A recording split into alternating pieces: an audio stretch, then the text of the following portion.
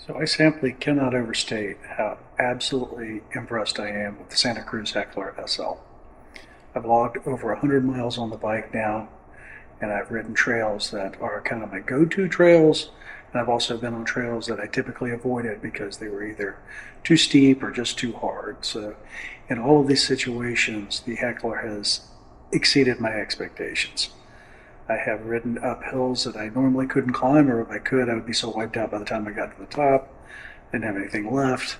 I find myself descending faster because of the slack geometry of the bike, plus the downhill wheels and tires. It's very forgiving in baby heads and chunky terrain.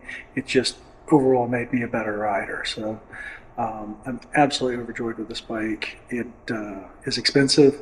That is probably the biggest drawback on it, but it has literally changed my riding and my riding style.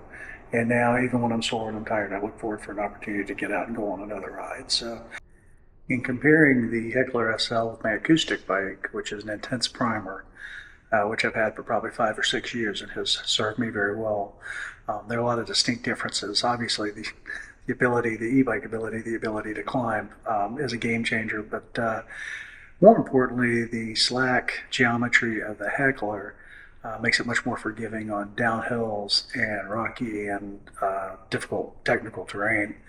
While I like the primer, I find myself riding it less and less. It is a 29er on front and rear. I wasn't sure I was going to like the mullet with the 29 in the front and the 27.5 in the rear on the Heckler, but I absolutely love it because it gives the bike, I think I've mentioned before, kind of a playful feel. I thought a 40-pound bike, I wouldn't be able to get off the ground, wouldn't be able to kind of lift the front wheel, any of that, and not the case. It's very playful, and it tracks really straight. So while I like the primer and probably keep it, it's definitely a good bike. I'm going to probably reserve that for those days where I really just want a fitness workout and not so much worried about enjoying the run. If you were considering this bike, or actually any of the pedal assist bikes, they're probably all in a similar market, but I highly recommend you take a look at them because it just invigorates you to ride. I want to get out and ride more, so it's been a great experience and I really enjoy it.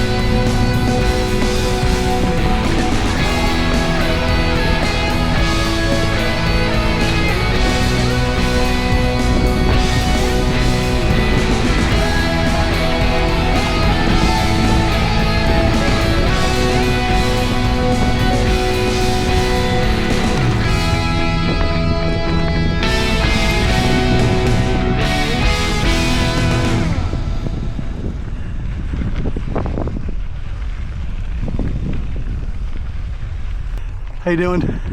Good, thanks guys.